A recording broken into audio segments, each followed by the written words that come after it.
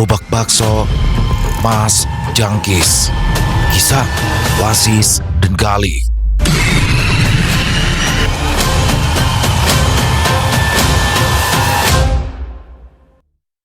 Assalamualaikum warahmatullahi wabarakatuh. Halo semuanya teman-teman, selamat malam, selamat datang kembali di channel kesayangan kita, channel Ilo Bercerita. Channel di mana kisah-kisah terbaik dari penulis-penulis terbaik dibawakan di sini. Oke, masih bersama saya Ilo dimanapun teman-teman berada. Semoga teman-teman selalu dalam keadaan sehat walafiat tanpa kekurangan satu apapun dan dimurahkan rezekinya. Amin amin ya robbal alamin. Dan pada kesempatan yang baik ini saya akan membawakan satu kisah favorit kita semua. Kisah Wasis dan Gali. Wow, kisah dari Rastra Kesatria yang selalu ditunggu-tunggu ya. Dan kira-kira petualangan baru apalagi yang terjadi oleh Wasis, Gali, dan Cecep setelah petualangan kemarin mereka di Tanah Banten. Waduh, dengan sabaran kan pastinya untuk melihat kesaktian Wasis dan juga mendengar celotehan dari Gali dan Cecep. Oke, sebelum kita masuk ke dalam kisahnya, buat teman-teman yang mungkin belum subscribe channel Ilo Bercerita, yuk bisa diklik dulu tombol subscribe-nya, jangan lupa lonceng notifikasinya juga dinyalakan agar teman-teman selalu mendapatkan notifikasi dari konten-konten yang akan kami upload selanjutnya untuk channel Ilo Bercerita. Kami upload setiap hari teman-teman ya, setiap malam jam 9 malam waktu Indonesia bagian Barat. Gak pakai berlama-lama lagi, pasti udah gak sabaran kan untuk masuk ke dalam kisahnya. Kita langsung saja masuk ke dalam kisahnya. Kita berangkat ke Jakarta Selatan. Suwanto, atau yang lebih dikenal dengan panggilan Mas Jangkis, sudah lama tinggal di Jakarta. Usianya sekitar 40 tahunan, tubuhnya kurus dan wajahnya terlihat lebih tua dari umurnya yang membuatnya dipanggil Jangkis. Dia datang ke Jakarta sekitar awal tahun 2010. Waktu itu, dia masih bersama istrinya. Mereka mengontrak rumah petakan di daerah Jakarta Barat. Untuk bertahan hidup, Mas Jangkis berjualan bakso berkeliling dengan menggunakan gerobak dorong. Setiap hari dia berangkat sekitar jam 12 siang dan pulang menjelang malam. Rutenya tidak tetap, dia masuk ke dalam gang-gang perkampungan, berhenti kalau ada pembeli. Penghasilannya tidak besar, tapi cukup untuk makan sehari-hari dan kebutuhan dasar. Istrinya sesekali membantu, terutama menyiapkan bahan di rumah. Mereka punya seorang anak laki-laki.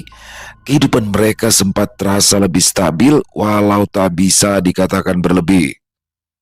Masalah mulai muncul ketika penghasilannya tidak cukup lagi untuk kebutuhan yang kini semakin besar. Biaya kontrakan naik, harga bahan baku juga ikut naik. Mereka sering berdebat soal uang belanja. Pada awalnya, hanya beda pendapat, lama-lama jadi pertengkaran. Mas Jangkis sendiri tidak banyak bicara saat bertengkar. Dia lebih sering diam. Tapi, istrinya tidak bisa menerima keadaan itu. Dia ingin perubahan, tapi Mas Jangkis tidak punya banyak pilihan. Beberapa kali istrinya meminta kepada Mas Jangkis agar mencari pekerjaan lain. Dan Mas Jangkis juga sudah mencoba, tapi tidak berhasil. Dia tidak punya keahlian lain selain berdagang bakso. Dan pada akhirnya, setelah beberapa tahun, mereka memutuskan untuk berpisah. Istrinya pulang ke kampung halaman di Jawa Tengah, membawa serta anak mereka. Mas Jangkis sendiri memutuskan tetap bertahan di Jakarta karena tidak punya tempat lain untuk kembali. Sejak itu, hidup Mas Jangkis berubah. Dia pindah dari kontrakan lama ke tempat yang lebih murah. Masih di sekitaran Jakarta Barat, tapi lebih masuk ke dalam gang, kondisinya lebih sempit dan kurang layak. Dia tetap berjualan bakso, tapi semangatnya tidak seperti dulu. Dia menjalani hari-hari tanpa gairah yang sama. Beberapa bulan kemudian, dia bertemu dengan seorang sahabat sekampung yang sesama pedagang bakso juga, bernama Trio. Mas Jangkis langsung menceritakan tentang hidupnya yang semakin sulit setelah ditinggal istri. Jualan baksonya yang semakin sepi dan keuangan yang semakin kacau di sini. Trio pun memberikan saran. Coba pindah ke Jakarta Selatan, di tempatku. Nanti kita bisa saweran bayar kontrakan. Jadi lebih enteng. Gimana? Katanya, Mas Jangkis tidak langsung menjawab. Dia berpikir beberapa hari. Pada akhirnya, dia memutuskan untuk mencoba. Dia meninggalkan kontrakan lamanya dan pindah ke wilayah Jakarta Selatan dan tinggal bersama Trio. Tempat yang dia tuju adalah sebuah perkampungan padat penduduk, gangnya sempit, rumah saling berdempetan, tapi aktivitas warga cukup ramai. Mas Jangkis menempati satu petakan kecil bersama Trio di sana. Ukurannya tidak jauh berbeda dari tempat sebelumnya, tapi lokasinya lebih dekat dengan area jualan yang ramai. Sejak saat itu, hidupnya masuk ke lingkungan baru dan perlahan mendapatkan kedamaian. Mas Jangkis mulai terlihat bersemangat. Dia kembali pada pribadinya yang dulu, supel dan mudah bergaul, tak lagi minder. Tapi fokusnya tetap pada berdagang. Di tempat baru ini, dia berharap bisa mulai lagi dari awal dan berharap perekonomiannya bisa membaik dan bisa melupakan bayang-bayang istrinya. Hari-hari awal di sana, Mas Jangkis hanya membereskan barang dan perkenalan lingkungan sekitar dengan dibantu oleh Trio sahabatnya. Gimana? Tempatnya? Lumayan kan? Tanya Trio. Ya, lumayan. Jawab Mas Jangkis singkat. Trio pun mengangguk. Yang penting, bisa merem. Terus jualan kita bisa lancar. Mereka duduk di depan kontrakan. Obrolannya langsung ke soal pekerjaan. Nah, nanti di sini kamu itu gak usah jualan bakso keliling lagi, kata Trio melanjutkan. Loh, terus kalau gak keliling gimana Toyo? Tanya Jangkis bingung. Kamu mangkal aja di tempatku, kita gantian. Aku mulai jam 1 siang sampai jam 7 malam. Nah, setelah itu kamu lanjutin. Ya sampai sekitar jam 1-an lah, sekuatmu aja. Di situ ramai terus kok. Mas Jangkis di sini langsung paham. Tempatnya di mana ya? Di pertigaan depan gang besar. Banyak orang lewat. Anak-anak kos juga banyak kalau malam yang pulang kerja. Jawab Trio. Mas Jangkis mengangguk. Tidak ada pembicaraan panjang. Mereka sepakat tanpa perlu banyak pertimbangan. Keesokan harinya, Mas Jangkis mulai ikut melihat lokasi jualan. Pertigaan yang dimaksud berada di ujung gang utama. Ada warung kelontong, tukang gorengan, dan tempat parkir motor. Siang hari cukup ramai, banyak orang lewat, terutama pekerja dan anak kos. Trio mulai berjualan lebih dulu. Mas Jangkis memperhatikan dari samping. Dia melihat cara Trio melayani pembeli, kecepatan menyajikan, dan jenis pesanan yang sering diminta. Menjelang malam, sekitar jam 7, Trio pun mulai beres-beres. Lanjutin ya, katanya sambil menyerahkan posisi pada Mas Jangkis. Mas Jangkis langsung mengambil alih. Dia menyalakan lampu gerobak dan mulai menunggu para pembeli. Awalnya tidak langsung ramai. Beberapa orang lewat, tapi hanya melihat sekilas. Ada 1-2 yang membeli, tapi tidak banyak. Mas Jangkis tidak patah semangat. Dia tetap melayani dengan cara yang sama seperti dulu, dengan pembawaan yang riang. Malam itu, dia pulang sekitar jam 1 dini hari. Hasilnya tidak banyak, tapi cukup untuk hari pertama. Hari-hari berikutnya berjalan hampir sama. Siang hari dia beristirahat di kontrakan, sore hari menjelang malam dia mulai menyiapkan bahan. Jam 7, dia sudah berada di pertigaan menggantikan Trio. Awal minggu pertama pembeli masih sedikit, kebanyakan orang belum kenal. Mas Jangkis sendiri tidak mencoba menarik perhatian lebih. Dia justru memanfaatkan waktu itu dengan mengobrol dengan para pedagang sekitar dan juga beberapa warga di sana. Masuk di minggu kedua, mulai ada perubahan. Beberapa orang yang pernah membeli mulai datang lagi. Yang kayak kemarin ya bang, kata salah satu pembeli. Siap, bakso Mas Jangkis OTW. Mas Jangkis menyahut antusias. Dia sudah mulai mengingat wajah. Cara pelayanannya tetap sederhana, tapi dibalutkan senyuman ramah dan candaan hangat. Pesanan dibuat cepat, lalu diserahkan. Lama-lama jumlah pembeli pun bertambah. Anak kos mulai sering datang di malam hari, ada yang makan di tempat dan ada yang dibungkus. Baksonya makin lama makin enak bang, kata seorang pembeli. Mas Jangkis hanya menjawab singkat, makasih ya. Dalam waktu 1 bulan, dagangannya sudah terlihat stabil. Jam 7 sampai jam 10 malam biasanya paling ramai. Setelah itu memang masih ada pembeli, tapi tidak sebanyak awal malam. Trio juga menyadari perubahan itu. Kan, mulai lumayan kan sekarang? Apa kataku? Kata Trio suatu malam saat mereka bertukar waktu. Mas Jangkis hanya mengangguk. Ya, makasih ya. Berarti kamu cocok jualan di daerah sini. Lanjut Trio lagi. Warga sekitar pun mulai mengenal Mas Jangkis sebagai penjual bakso malam. Dia tidak pernah membuat masalah, mudah bergaul, dan disukai banyak orang. Setiap selesai berjualan, dia tidak langsung pulang. Mas Jangkis menyempatkan diri bergaul dengan lingkungan sekitar. Bahkan di beberapa kegiatan KRT-an seperti kerja bakti, dia aktif ikut serta. Semua terlihat berjalan normal. Mas Jangkis menjadi sosok yang menyenangkan. Perubahan pada dagangan baksonya terjadi cukup cepat. Dalam waktu singkat, bakso Mas Jangkis jadi salah satu yang paling sering dicari di kampung itu.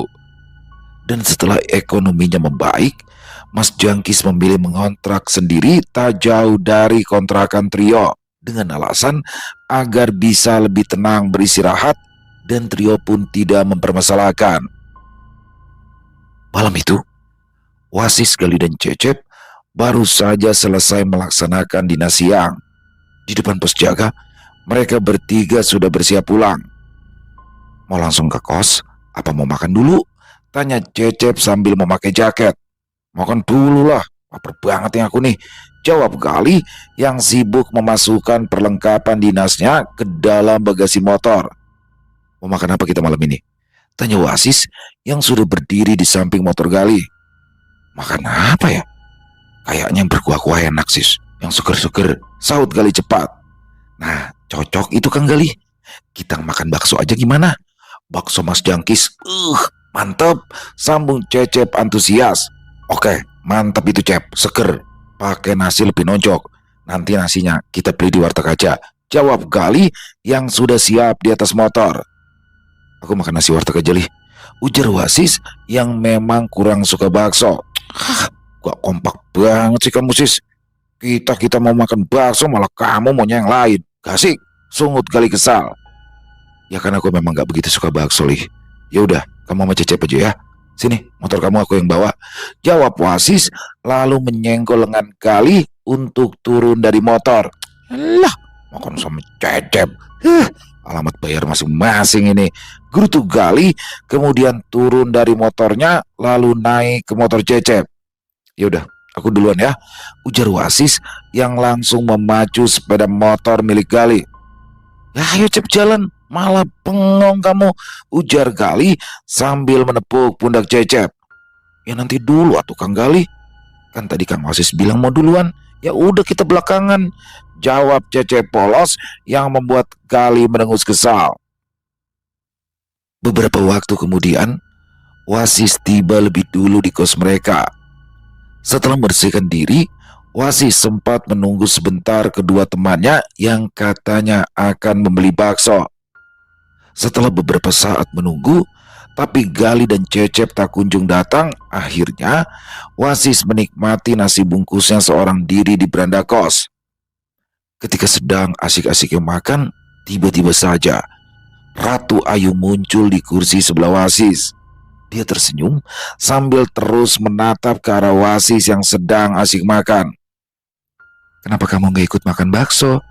Tanya Ratu Ayu pada Wasis masih dengan bibir tersenyum. Wasis menoleh sebentar lalu menjawab, aku gak suka bakso. Jawab Wasis singkat lalu kembali fokus pada makanannya. Terus, kamu sukanya apa? Tanya Ratu Ayu lagi yang matanya tak lepas menatap Wasis. Aku sukanya nasi warteg, jawab Wasis sambil terus makan. Kupikir kamu bakalan bilang, aku gak suka bakso, tapi aku sukanya kamu, ujar Ratu Ayu mendengus kesal lalu menghilang dari pandangan Wasis. Mendapati itu, Wasis hanya geleng-geleng kepala. Ya, setelah kejadian di Laut Banten, Ratu Ayu memang seringkali muncul di dalam keseharian Wasis. Dia muncul dan menghilang sesuka hati, dan Wasis pun kini mulai terbiasa dengan kehadiran Ratu Ayu di antara mereka. Tak lama setelah Wasis selesai makan, Gali dan Cecep tiba di beranda kos. Loh, katanya mau makan bakso. Mana baksonya? Tanya Wasis sambil menyulut rokok. Yang makan di sana lah. Kalau bakso dibawa pulang, rasanya kurang nampol, sahut Gali lalu duduk di samping Wasis. Kang Wasis mah wajib atuh cobain baksonya Mas Jangkis. Rasanya edun pisan, ujar Cecep sambil mengacungkan dua jempolnya. Ya sis, harganya murah, porsinya banyak, rasanya enak. Kalau kamu emang gak suka bakso, di sana juga nyediain Indomie. Jadi bisa pakai Indomie sis, sahut Gali sambil menyambar rokok milik Wasis di atas meja. Ya, nanti kapan-kapan aku coba ya, jawab Wasis santai sambil menyeruput kopi yang baru diseduh. Nanti dulu sis, ini kok kayak ada bekas bau-baunya si Ayu deh. Dia baru nongol lagi ya? Tanya Gali, hidungnya mengendus-ngendus. Iya, tadi dia muncul sebentar, terus hilang lagi. Dia ngapain sih Kang Wasis? Kok sering-sering muncul di sini? Cecep jadi takut. Takut kenapa kamu? Tanya Gali cepat. Ya takut atuh Kang, kan dia mah bangsa demit bukan bangsa kita. Takut jatuh cinta kamu ya? Kan kamu punya track record pacaran sama demit. Sahut Gali meledek. Ih, masih mending Cecep atuh daripada Kang Gali. Track recordnya lebih mengerikan. Pernah nyium Srianto. Jawab Cecep yang langsung berlari ke dalam kamar menghindari amukan Gali. Beberapa hari kemudian, suasana di kampung tempat Wasis tinggal mulai berubah. Pada awalnya, hanya 1-2 orang yang mengeluh. Tidak terlalu diperhatikan, tapi lama-kelamaan jumlahnya bertambah. Ya, banyak ibu-ibu dan juga para gadis mengaku kehilangan celana dalam. Dan hal ini jelas membuat resah warga sekampung. Berbagai opini liar mulai bergulir di masyarakat, tapi yang paling santer beredar adalah dugaan bahwa ada seseorang di kampung mereka yang memiliki perilaku seks menyimpang, dan hal ini jelas tidak bisa dibiarkan. Suatu pagi, di depan kos tempat Wasis dan Gali tinggal, terdengar obrolan Bu Sarno, sang pemilik kos, dengan tetangga sebelah rumahnya yang bernama Bu Mince. Punya saya juga hilang loh Bu, kata Bu Mince yang saat itu masih mengenakan daster dengan roll rambut di kepalanya. Yang dijemur di belakang itu? Tanya Bu Sarno kaget. Iya, padahal baru aja dicuci kemarin sore loh, jawab Bu Mince yang walaupun sudah berusia 40 tahunan tapi masih memiliki tubuh sintal karena rajin ikut fitness. Berbeda dengan Bu Sarno yang tidak begitu memperdulikan penampilan. Wasis yang saat itu sedang bersiap berangkat bekerja dan sudah berada di halaman rumah sempat mendengar. Dia tidak langsung ikut bicara, dia hanya mendengarkan. Gali yang baru saja sampai di bawah pun bertanya, ada apa sis? Rame-rame. Itu, katanya ada warga yang kehilangan barang, jawab Wasis datar. Naluri Gali sebagai seorang satuan pengamanan seketika tergugah. Gali langsung mendekat ke arah ibu-ibu. Memangnya barang apa Bu yang hilang Bu? Bu Mince menjawab tanpa ragu. Celana dalam, ujar Bu Mince sambil menepuk pinggangnya. Gali langsung terperanjat kaget. Hah? Serius Bu? Iya, udah beberapa orang. Saya juga korban loh, Pak Sapam, jawab Bu Mince agak genit membuat Gali sedikit bergidik. Wasis ikut mendekat. Hilangnya di mana Bu? Ya di jemuran, ada yang di belakang rumah, ada yang di samping, kata Bu Mince. Cecep akhirnya keluar, kemudian ikut mendengar. Berarti diambil orang dong ya Bu? Ya iyalah, diambil orang Cep, masa diambil kucing? Jawab Bu Sarno sewot. Yang hilang cuma punya ibu-ibu aja? Tanya Cecep penasaran. Ya enggak juga mas, punya gadis juga hilang? Jawab Bu Mince cepat. Maksud Cecep teh punya bapak-bapak, ada yang hilang apa enggak? Tanya Cecep dengan muka polosnya. Ya enggak lah Cecep, ini yang hilang itu cuma celana dalamnya wanita. Saut Bu Sarno yang membuat Cecep meringis. Punyanya Bu Sarno yang juga ya Bu? Tanya Gali spontan membuat Wasis melirik sebal. Ya kalau punya aku mah sampai saat ini aman. Jawab Bu Sarno bangga. Dalam hati Gali berkata, siapa juga yang mau ambil celana dalam ukuran jumbo? Pembicaraan itu tidak berlangsung lama. Ibu-ibu itu kembali ke rumah masing-masing. Wasis, Gali dan Cecep juga langsung berangkat dinas.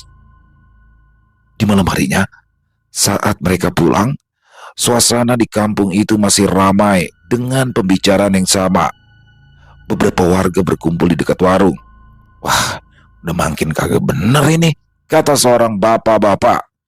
Makin banyak yang teriak kehilangan ya? Tanya yang lain. Nah iya, celana dalam semua. Wasis berhenti sebentar untuk mendengarkan. Gali ikut berdiri di samping. Sis, ini makin ramai sis. Wasis melihat sekitar. Ya, berarti pelakunya masih ada di sekitar sini. Gali dan Cecep mengangguk pelan. Malam itu, setelah makan malam, seperti biasa mereka duduk di depan beranda kos. Tidak lama kemudian, Bu Sarno sang pemilik kos berteriak dari bawah. Mas, turun sini sebentar, katanya. Mereka bertiga langsung mendekat. Ada atensi dari Pak RT, kata Bu Sarno. Gali menjawab. Yang soal kehilangan anuan ya Bu? Iya, dan sekarang sudah makin banyak. Dan terakhir tadi pagi punya Ratri juga hilang. Jawab Bu Sarno penuh emosi. Demi mendengar celana dalam milik gadis pujaan hatinya hilang dicuri orang, darah Gali menggelegak tanpa sadar. Tangannya terkepal, hidungnya kembang kempis, pertanda emosi Gali naik ke ubun-ubun. Percayalah Bu, saya dan rekan-rekan akan segera menangkap pelaku tidak senonoh itu, ujar Gali bergetar. Tangan sebelah kirinya meremas pundak Cecep keras. Sakit atuh Kang Gali. Wasis akhirnya ikut bicara. Rencana PRT bagaimana Bu? Ya mulai malam ini katanya sih akan diadakan ronda bergiliran. Jawab Bu Sarno cepat. Cecep langsung mengangguk. Wah bagus itu dong Bu. Bu Sarno melihat ke arah mereka bertiga. Nah nanti kalian bertiga juga bakalan kebagian jadwal. Gali langsung merespon. Siap Bu, kalau saya sangat siap. Mau malam ini juga gas. Wasis juga mengangguk. Setelah itu Bu Sarno pun masuk kembali ke dalam rumah. Mereka bertiga kembali duduk. Berarti kita juga ikut ronda dong, ujar Cecep mengeluh. Gali menjawab. Kenapa kamu Cep? Males-malesan gitu diajak ronda. Ya lucu aja tukang. Nggak di kerjaan, nggak di rumah. Tugasnya sama-sama jaga malam. Gerutu Cecep yang membuat Wasis geleng-geleng kepala. Cep, kita ini hidup bermasyarakat.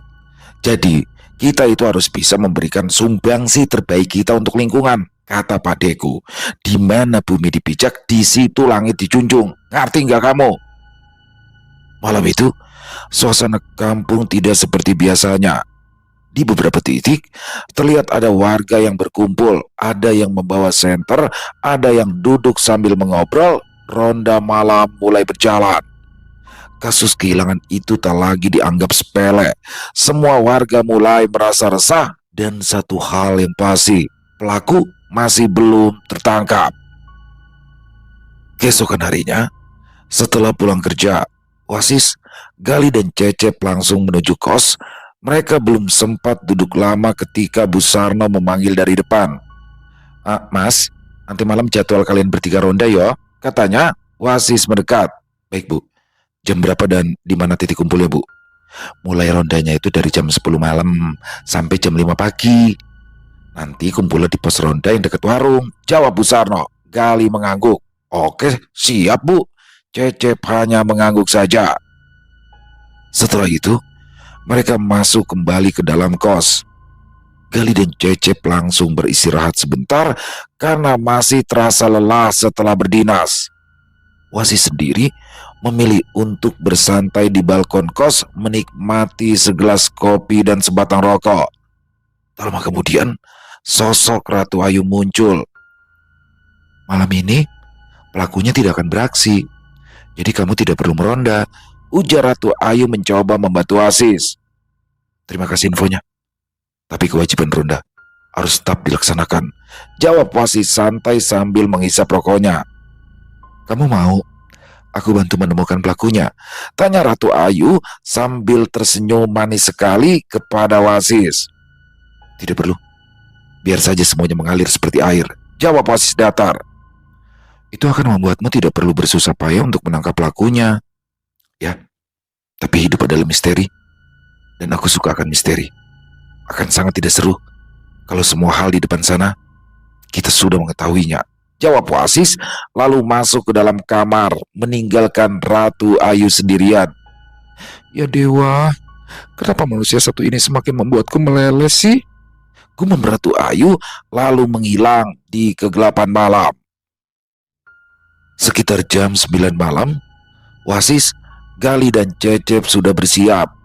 Tidak ada yang banyak bicara, mereka hanya bersiap. Wasis mengambil senter, Gali memakai jaket, dan Cecep mengecek baterai ponselnya. Jam 10 kurang, mereka keluar dari kos dan berjalan ke pos ronda. Di sana, sudah ada beberapa warga yang berkumpul. Ada Pak Rudi, selaku ketua RT setempat, Pak Darto, dan beberapa pemuda kampung. Mereka sedang duduk sambil meminum kopi. Wah, sudah datang kalian, kata Pak RT. Wasis mengangguk. Siapa? Semoga dengan hadirnya kalian bertiga itu bisa membantu menangkap pelaku ya. Pengalaman kalian sebagai seorang satuan pengamanan ini sangat dibutuhkan di sini, tambah Pak RT lagi dengan senyum terkembang. Siap Pak RT, sebagai warga yang baik, kami siap menyumbangkan tenaga dan pikiran kami, saut Gali mantap tanpa keraguan. Ayo, silahkan kalau mau ngopi bisa seduh sendiri ya. Kopi teh gula ada di pojokan pos, ujar Pak Darto mempersilahkan. Ayo Cep, seduh 3 gelas, titah Gali kepada Cecep. Siap Kang. Setelahnya, Pak Rudi selaku ketua RT langsung menjelaskan singkat tentang ronda malam itu. Kita bagi 2 tim ya. 1 tim keliling dan 1 tim berjaga di sini. Nanti bergantian tiap 1 jam sekali. Gali bertanya, Pak RT, area yang dicek di mana saja ya Pak? Semua area, terutama di jalur jemuran warga, jawab Pak RT tegas. Cecep langsung paham. Berarti fokusnya di tempat yang sering kejadian ya Pak RT? Pak RT mengangguk cepat. Ya, betul sekali. Ronda pun dimulai. Wasis, Gali dan Cecep ikut tim pertama berkeliling lebih dulu. Bersama Pak Darto, mereka berjalan menyusuri gang sempit di belakang rumah warga. Beberapa lampu menyala, tapi ada juga yang gelap. Mereka berjalan pelan, sesekali berhenti untuk melihat sekitar. Kalau pelakunya orang sini, pasti dia sudah tahu jalur gelap, kata Gali. Pak Darto menyahut. Ya, maka dari itu, kita harus cek semuanya. Cecep melihat ke arah jemuran yang ada di belakang salah satu rumah. Wah, ini mah juga rawan. Wasis ikut melihat. Dia memperhatikan posisi rumah, jarak antar gang, dan akses keluar masuk. Mereka melanjutkan perjalanan. Selama 1 jam pertama, tidak ada kejadian, tidak ada orang mencurigakan, tidak ada suara-suara aneh. Mereka pun kembali ke pos dan bergantian dengan tim yang jaga. Sekarang giliran mereka duduk-duduk di pos. Suasana agak santai, tapi tetap waspada. Pak RT menuangkan kopi ke gelas plastik. Ayo, diminum dulu kopinya. Gali menerima. Makasih Pak RT. Cecep duduk di pinggir. Kalau kayak gini tiap malam mah capek juga ya. Ya maka dari itu kita harus segera menangkap pelakunya, ujar Pak Darto menjawab cepat. Pak RT, saya punya usul, ujar Gali yang tiba-tiba mendapati ide brilian. Silakan Mas Gali, apa usulnya? Jawab Pak RT sambil tersenyum. Gimana kalau warga kampung dihimbau agar tidak menjemur celana dalam di luar rumah. Pasti kasus kehilangan ini akan hilang dengan sendirinya. Ujar Gali penuh semangat. Sudah Mas Gali. Bahkan tanpa dihimbau pun, setelah makin maraknya kasus ini, warga terutama yang wanita sudah menjemur pakaian dalam mereka di dalam rumah. Tapi ya begitu, masih tetap saja ada yang kehilangan. Jawab Pak RT bijak. Waduh, berarti pelakunya sampai berani masuk ke dalam rumah dong Pak RT. Parah banget sih, ujar Gali yang mencoba memutar otak lagi. Nah, kalau sekarang mah Cecep yang punya usul Pak RT. Saut Cecep tiba-tiba yang mendapat ide yang lebih brilian dari Gali, membuat semua orang menoleh ke arahnya. Ya, silakan Mas Cecep. Saya suka dengan anak muda yang penuh usul seperti kalian. Usul saran tetap kami tampung. Jawab Pak RT menunggu usulan dari Cecep. Gimana kalau sementara waktu dihimbau agar seluruh warga, baik pria ataupun wanita, supaya memakai celana dalam pria semua? Pasti nggak akan ada lagi kasus kehilangan, ujar Cecep dengan mata berbinar bangga. Wah, kalau itu saya tidak berani menghimbau kepada warga Mas Cecep, karena pasti istri saya langsung jadi orang pertama yang menolak dengan keras. Jawab Pak RT disambut gelak tawa warga yang lain. Ngawur banget sih kamu Cep.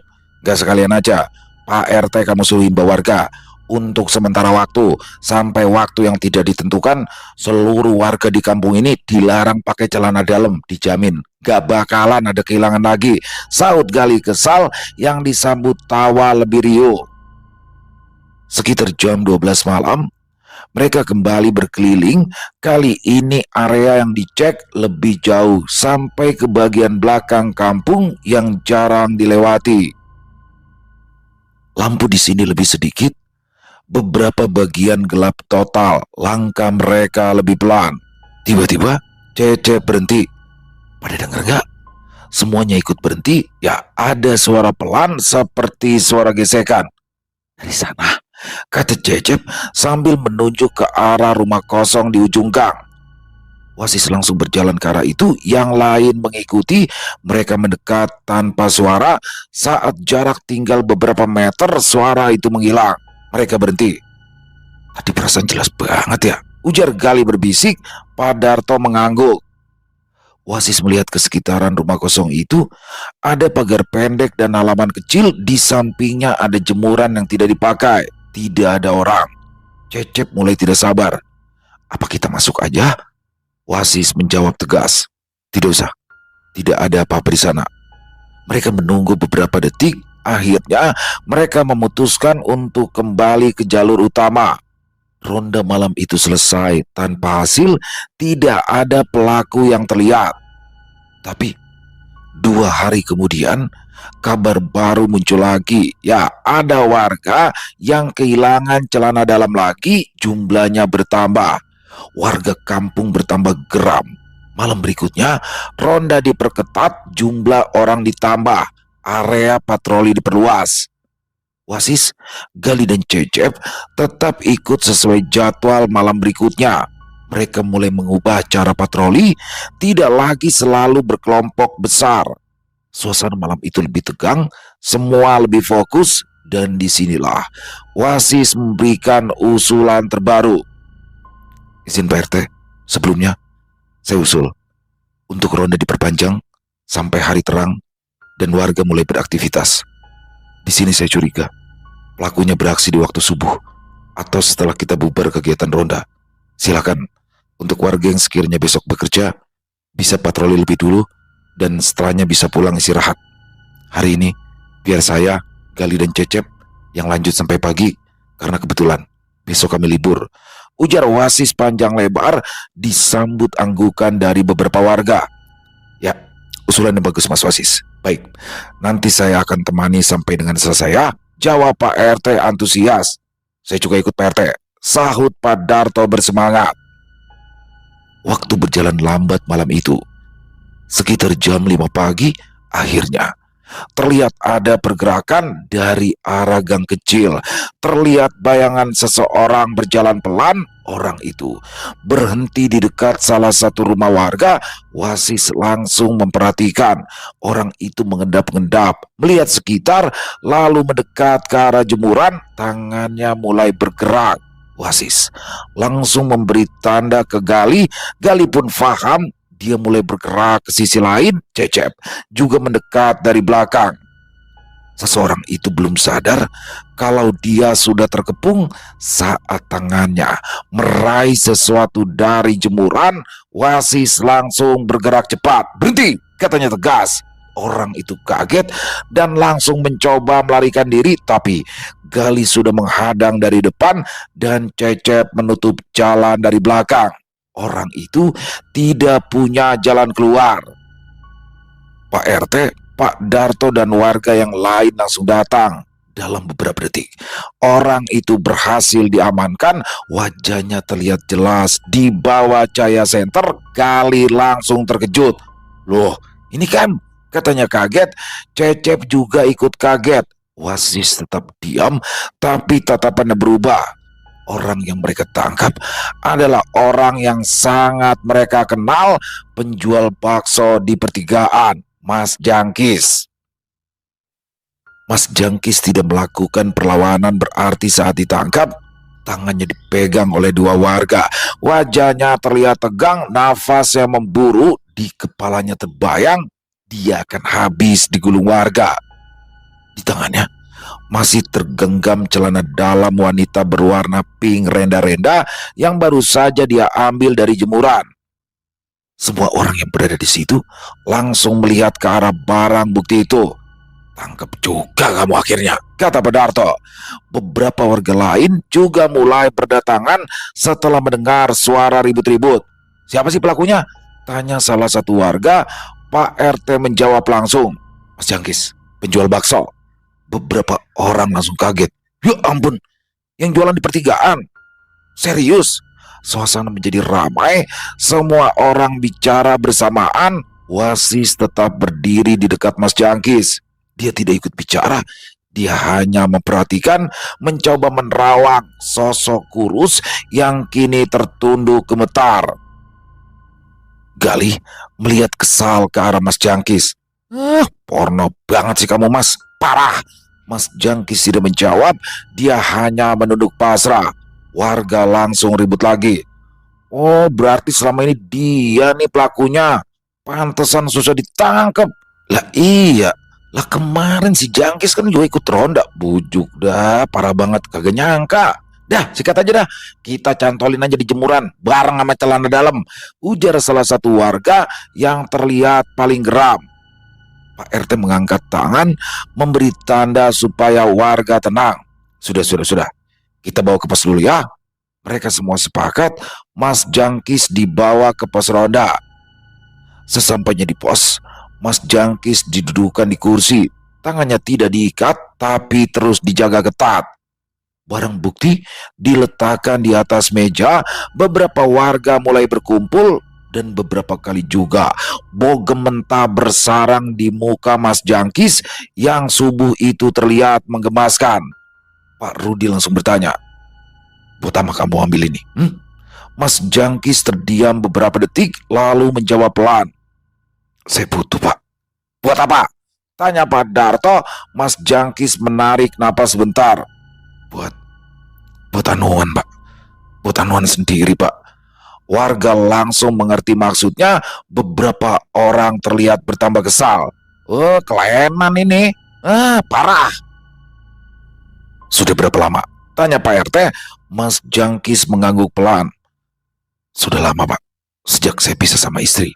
Di sini, Mas Jangkis menjelaskan bahwa setelah ia berpisah dengan istrinya, dia mencoba menyalurkan hasrat dengan cara yang salah, hingga makin lama ia menjadi ketagihan dan makin terobsesi. Mendengar pengakuan itu, warga semakin geram dan kembali melayangkan bogem mentah ke arah muka Mas Jangkis. Wasis, Gali dan Cecep membantu Pak RT untuk mengamankan Mas Jangkis dari amukan warga. Jika saja tidak ada mereka, mungkin Mas Jangkis akan berakhir di UGD atau di pemakaman.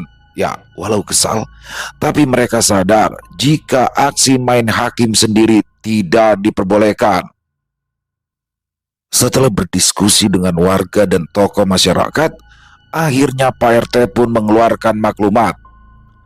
Menimbang, mengingat kelakuan dari Mas Jangkis, selama menjadi warga di kampung sini dia cukup baik dan juga aktif mengikuti berbagai kegiatan ke-RT-an yang pastinya selain kasus ini. Maka di sini saya selaku ketua RT yang mana berdasarkan usulan terbanyak dari warga, maka dari itu saya memutuskan untuk mengusir Mas Jangkis dari kampung ini. Sebelum matahari terbenam, Mas Jangkis sudah harus wajib angkat kaki dari kampung ini, ujar Pak RT yang berpidato layaknya orator ulung. Hari itu, pelaku pencurian celana dalam yang dalam beberapa waktu terakhir ini cukup meresahkan warga kampung akhirnya tertangkap. Berkat aksi heroik dari 3 satpam keren dengan dibantu warga sekitar. Dan tanpa diketahui siapapun, pada saat penangkapan Mas Jangkis tadi, Wasis telah mengambil gelang berwarna hitam di tangan kiri Mas Jangkis. Dan pada saat Wasis mengambil paksa gelang itu, Mas Jangkis menatap Wasis dengan tatapan yang sulit diartikan. Setelah suasana kampung mulai sepi dan matahari mulai bersinar, Wasis, Gali dan Cecep kembali ke kos mereka. Mereka bertiga duduk di balkon kos tanpa banyak bicara di awal. Badan mereka lelah. Gali yang pertama membuka pembicaraan. Gak nyangka banget ya, ternyata si Jangkis pelakunya. Cecep ikut menambahkan. Ya Kang, sayang banget ya Kang. Padahal mah, rasa baksonya enak pisan. Wasis tidak langsung ikut berkomentar. Dia menatap ke arah jalan depan beberapa detik, lalu mulai bicara. Ada alasan lain dari tadi apa yang disebutkan? Katanya datar. Gali langsung menanggapi. Loh, dia kan bilang itu karena kebutuhan pribadi. Masuk akal lah sis. Kan dia emang udah lama pisah sama istrinya. Wasis menggeleng pelan. Kalau cuma itu, tidak perlu sesering itu. Gali mulai serius. Maksudmu dia itu punya tujuan lain? Wasis mengangguk. Ya. Cecep akhirnya ikut bertanya. Terus buat apa itu Kang celana dalamnya? Wasis menjawab langsung. Buat penglaris.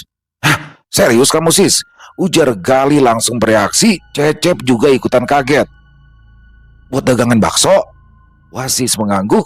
Gali terlihat tidak percaya. Dulu sis, ini caranya gimana nih? Kok dia pakai nyolong sempak? Wasis mulai menjelaskan tanpa panjang lebar. Celana dalam itu dia pakai sebagai media. Lalu kemudian direndam ke kuah bakso. Tidak lama, tapi cukup supaya tercampur. Katanya Cecep langsung bangkit dari duduknya. Serius Kang Wasis? Wasis tetap tenang. Ya, Gali langsung mengusap wajahnya kasar. Jancok, berarti selama ini aku udah nelen rebusan sempak dong. Kamu kenapa nggak bilang dari tadi sih sis? Kalau aku tahu dari tadi, aku ikut nempeleng congro si Jangkis. Wedus, sungut Gali emosi membayangkan dia sudah sering menyeruput kuah bakso buatan Mas Jangkis. Cecep terlihat pucat, kemudian berlari ke kamar mandi, sepertinya dia muntah. Kok Wasis, kenapa nggak cerita dari tadi sih? Ujar Cecep dengan nafas terengah-engah setelah kembali dari kamar mandi. Kalau aku cerita di sana tadi, warga akan semakin beringas dan nyawa Jangkis akan terancam, ujar Wasis datar. Tapi kan sis, apa kamu nggak mikir kalau nanti di tempat lain dia bakalan ngulangin itu lagi? Kasihan warga di kampung tempat dia tinggal nanti sis, saut Gali tak setuju dengan pendapat Wasis. Sepertinya dia tidak akan mengulanginya lagi, jawab Wasis sambil menatap ke arah telapak tangan kanannya. Terlihat di sana ada gelang hitam milik Mas Jangkis. Itu apa Kang? Tanya Cece penasaran. Jimat, media penglaris untuk berdagang bakso milik Mas Jangkis. Waduh, Terus mau diapain jimat itu Kang nantinya? Tanya Cece penasaran. Akan aku musnahkan, jawab Wasis segas. Tapi sis, kalau dia nanti kedukun lagi gimana yuk? Tanya Gali masih tak terima. Leh, setiap orang berhak diberikan kesempatan kedua. Semoga Mas Jangkis bisa berdagang dengan cara yang baik ke depannya nanti, jawab Wasis sambil tersenyum. Di hari itu juga, setelah keputusan warga, Mas Jangkis langsung berkemas. Barangnya tidak banyak, hanya pakaian, peralatan dagang, dan perlengkapan untuk jualan bakso. Beberapa warga melihat dari kejauhan, tapi tidak ada yang mendekat. Suasana terasa biasa saja, tidak ada keributan. Gerobak baksonya sudah diparkir di depan kontrakan. Sekitar jam 8 pagi, sebuah mobil pick-up datang digunakan untuk mengangkut barang. Mas Jangkis memasukkan semua barang-barangnya ke dalam kendaraan itu. Tidak ada yang membantu, dia melakukannya sendirian. Setelah selesai, dia menutup pintu kontrakan dan menaruh kunci di atas pintu. Mas Jangkis tidak banyak bicara lagi, dia langsung naik ke mobil dan pergi. Hari itu, kampung tempat Wasis tinggal kembali normal. Tidak ada lagi laporan kehilangan celana dalam. Tidak ada lagi ronda. Warga kembali kegiatan masing-masing. Beberapa hari kemudian, Wasis, Gali, dan Cecep kembali menjalani rutinitas seperti biasa. Siang itu, mereka sedang berada di dalam pos jaga. Hingga tiba-tiba mereka kedatangan seorang tamu misterius. Seorang laki-laki dengan hoodie menutupi kepala dan sebagian wajahnya serta masker yang membuat Wasis dan kawan-kawan tidak mengenali orang tersebut. Mas, kalau datang bertamu lepas dong masker sama kupluknya, yang sopan lah, ujar Gali kesal melihat tamu misterius itu. Maaf, saya mau bertemu dengan Mas Wasis, ujar tamu misterius itu sambil membuka masker dan hoodie-nya. Hah, Mas Jangkis? Sentak Gali dan Cecep hampir bersamaan. Ada apa Mas? Tanya Wasis sambil berjalan menuju pintu pos. Setelah dipersilakan masuk, kemudian duduk di bangku pos, Jangkis mulai mengutarakan maksud kedatangannya, sedangkan Gali dan Cecep tetap berdiri di pintu pos berjaga-jaga jika Mas Jangkis nekat melakukan hal di luar Nurul. Sebelumnya, saya ingin mengucapkan terima kasih kepada mas-mas kalian yang sudah menjaga dan menyelamatkan saya dari amukan warga, ujar Jangkis dengan suara bergetar. Itu sudah menjadi kewajiban kami, Mas, jawab Wasis, matanya tak lepas dari wajah Jangkis yang terus menunduk. Tapi saya juga datang untuk hal yang lain, Mas. Apa itu, Mas Jangkis? Tanya Wasis yang sebenarnya sudah tahu arah pembicaraan itu. Begini, Mas. Tolong kembalikan gelang hitam milik saya, Mas, ujar Jangkis yang kali ini mengangkat wajahnya menatap Wasis. Gelang jimat itu? Tanya Wasis, matanya menatap tajam ke arah Jangkis yang mengangguk lemah. Untuk apa lagi, Mas? Untuk mengotori perut orang lagi? Untuk mengambil rezeki dengan cara yang tidak baik? Tanya Wasis sambil menahan emosi. Bener-bener kamu, Mas Jangkis. Hah? Aku pikir kamu kesini mau tobat, gak taunya mau nambah sempak. Wedus, sis, kita sikat aja sis sekalian di sini, saut Gali berapi-api, tangannya gatal, ingin mencubit ginjal milik Mas Jangkis. Saya bingung, Mas. Kalau tanpa itu saya sulit, Mas, berdagang bakso, ujar Mas Jangkis dengan suara bergetar. Jangan bergantung pada benda berisi setan itu, Mas. Bertobatlah. Saya yakin Mas Jangkis punya keahlian lebih dalam hal meracik bakso. Setelah belasan tahun berdagang bakso. Ayo, Mas, mulai lagi dengan cara yang jujur. Saya yakin di tempat baru nanti Mas Jangkis akan dimudahkan dalam berdagang bakso. Jika Mas Jangkis bertobat dan berusaha sungguh-sungguh di jalan yang baik, ujar Wasis panjang lebar menatap iba Mas Jangkis yang wajahnya kembali tertunduk. Bahunya terlihat bergetar seiring tangis dari seorang pria rapuh pecah di dalam pos security. Setelah ditenangkan dan kemudian diberikan air minum, Mas Jangkis pun mengucapkan terima kasih pada Wasis, Gali, dan Cecep. Di kesempatan ini, Mas Jangkis juga menceritakan bagaimana dulu di tengah keputusasaannya karena tekanan ekonomi hingga membuat istrinya pergi meninggalkan Mas Jangkis yang dalam kondisi terpuruk. Dia akhirnya mengambil jalan pintas, pergi ke dukun dan meminta penglaris untuk berdagang bakso. Di sini Mas Jangkis juga menceritakan tentang apa yang ia lakukan pada benda-benda yang sudah ia curi hingga membuat Gali dan Cecep tersentak kaget. Buset, berarti benar dong apa yang Wasis bilang. Aku pikir si Wasis ini cuma ngerjain aku. Ternyata bener-bener dong. Kalau selama ini aku nyeruput keluar busan sempak. Wedus, semprot Gali kesal dan Cecep kembali bergegas ke kamar mandi muntah lagi. Maafkan saya Mas, ujar Mas Jangkis lirih. Iya Mas, semoga akan ada jalan dan kesempatan bagi Mas Jangkis di depan nanti, ujar Wasis sambil mengembalikan gelang hitam milik Mas Jangkis. Ini gelang hitam milik Mas Jangkis, silakan diambil. Pilihan ada di tangan Mas Jangkis. Mas Jangkis menerima gelang hitam itu dengan tangan bergetar, kemudian dia berucap, terima kasih banyak mas-mas sekalian atas nasihat dan juga doanya.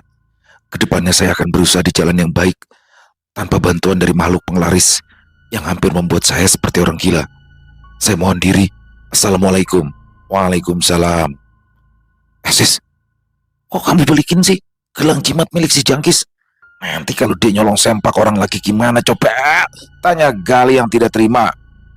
Tenang aja Li, isinya sudah kumusnahkan, jawab Wasis sambil tersenyum. Wasis, Gali, dan Cecep menatap kepergian Mas Jangkis yang berjalan pelan. Tapi kini hatinya terasa tenang menatap hari esok dengan semangat baru setelah mendapatkan pencerahan dari seorang anak muda seperti Wasis. Di ujung gerbang, dia melempar gelang hitam miliknya itu ke dalam tong sampah berwarna hijau lalu melanjutkan langkah kakinya dengan mantap. Ya, terkadang nasihat baik tidak selalu terucap dari orang yang lebih tua karena tua itu pasti, tapi dewasa itu pilihan. Selesai. Oh, luar biasa, keren pakai banget. Aduh. Mas Jangkis. Waduh. Oh ya teman-teman, ini inspired by a true story. Jadi benar-benar pernah terjadi di sekitaran wilayah Jakarta Selatan nih. Mungkin ada teman-teman nih dari penonton, dari subscriber yang pernah tahu nih kisah ini nih. Dan ini diangkat oleh Mas Rastra Kesatria dengan begitu apiknya di kisah Wasis dan Gali ini. Dan bagaimana di sini Mas Jangkis ini dia pinter banget berkamuflasenya teman-teman. Jadi dia tuh kelihatan humble, akrab, ikut kegiatan RT, kerja bakti, ronda segala macam. Itu dia menutupi semuanya. Bahkan di kegiatan ronda untuk menangkap pelaku pencurian celana dalam, dia ikut. Ya siapa yang curiga dong sama dia? Tapi di sini berkat kemampuan Wasis, Gali, dan Cecep sebagai seorang satuan pengamanan, mereka pada akhirnya bisa menangkap pelaku itu yang ternyata adalah Mas Jangkis. Pinter banget juga di sini. Di sini Mas Jangkis, saya juga kurang paham ya. Bisa jadi juga apa yang dia katakan benar. Mungkin ada kelainan, tapi mungkin karena itu sering diawali dari dia mencuri untuk pengelarisan. Jadi mungkin karena dia kesepian, nah di situ tuh dia jadi ketika megang barang itu mungkin di situ muncul hasratnya yang lain ya. Nah di sini untung ada Wasis nih. Wasis tahu nih apa yang sebenarnya terjadi, makanya udah diantisipasi dulu sama Wasis, diambil gelangnya. Waduh, Gali, ya kan? Dia nyesek banget. Kenapa dia sampai nelen air busan tempa, katanya kurang ajar banget. Dan memang sangat meresahkan ya orang-orang seperti Jangkis ini, dan mungkin di beberapa tempat teman-teman ada yang seperti ini ya. Jadi memang yang hilang itu adalah celana dalam wanita, dan ini sepertinya harus bekas. Jadi nggak boleh yang dia beli tuh dari pasar baru, nggak bisa. Jadi harus bekas, dan itu adalah syaratnya. Jadi mungkin ada yang bilang, gampang dong kalau emang butuh itu beli aja di pasar sekodi gitu apa satu bal aman. Nggak begitu konsepnya. Jadi salah satu persyaratannya adalah yang harus bekas atau sudah pernah dipakai. Nauzubillah min dzalik. Ngeri banget ya. Mas Jangkis alhamdulillah akhirnya tobat. Semoga itu juga tobat beneran karena muncul dari hati yang terdalam. Tapi saya suka nih kata-kata dari Mas Rastra Kesatria di endingnya. Tua pasti dewasa pilihan. Wah, bener banget ya. Jadi memang menjadi tua itu pasti ya, semua orang akan menjadi tua insya Allah. Tapi untuk menjadi dewasa itu pilihan. Wah, keren-keren, pakai banget.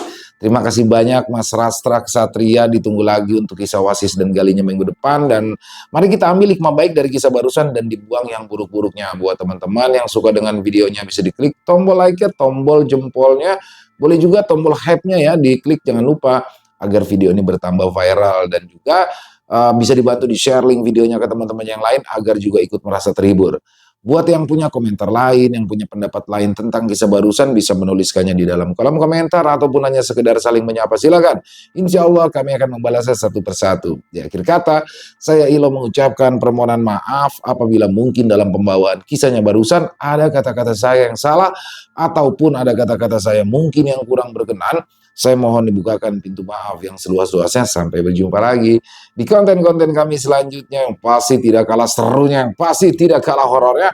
Masih bersama saya Ilo di channel Ilo Bercerita. Salam sehat sukses selalu untuk kita semua. Wassalamualaikum warahmatullahi wabarakatuh.